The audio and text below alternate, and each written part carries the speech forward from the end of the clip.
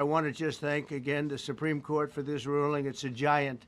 It's a giant. U.S. President Donald Trump on Friday applauded the Supreme Court after it delivered what he called a monumental victory, limiting the power of federal judges to impose nationwide rulings to block his policies.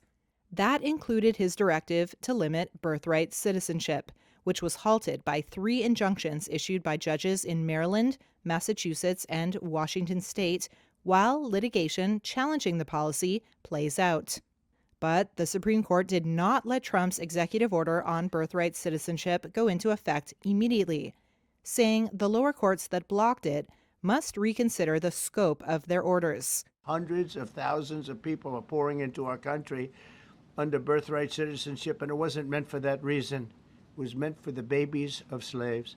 The court's 6-3 ruling, authored by conservative Justice Amy Coney Barrett, specified that Trump's executive order cannot take effect until 30 days after Friday's ruling, and it did not address the policy's legality. Still, Friday's ruling helps clear the way for Trump's order to eventually take effect in some parts of the country.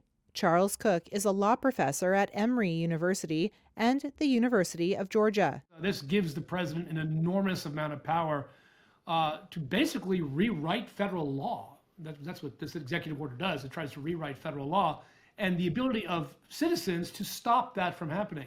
Some would say it speaks of dictatorship authority.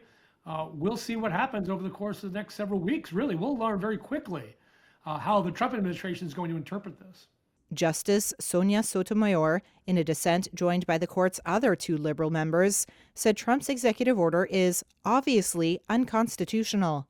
On his first day back in office, Trump signed an executive order directing federal agencies to refuse to recognize the citizenship of children born in the United States who do not have at least one parent who is an American citizen or a green card holder.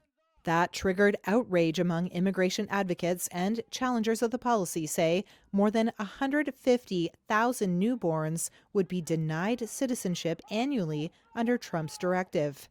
Unfortunately for Donald Trump, federal law says that they're U.S. citizens, so Trump's executive order is contrary to an actual written federal law, let alone constitutional interpretation.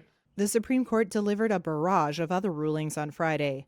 In a 6-3 ruling, again divided along ideological lines, the court delivered victory to Christian and Muslim parents in Maryland who sued to keep their elementary school children out of certain classes when storybooks with LGBT characters are read. In another ruling, the court kept a key element of the Obamacare law that helps guarantee health insurers cover preventative care, such as cancer screenings, at no cost to patients. The High Court also upheld a Texas law that requires pornographic websites to have all users submit personally identifying information to verify that they are at least 18 years old.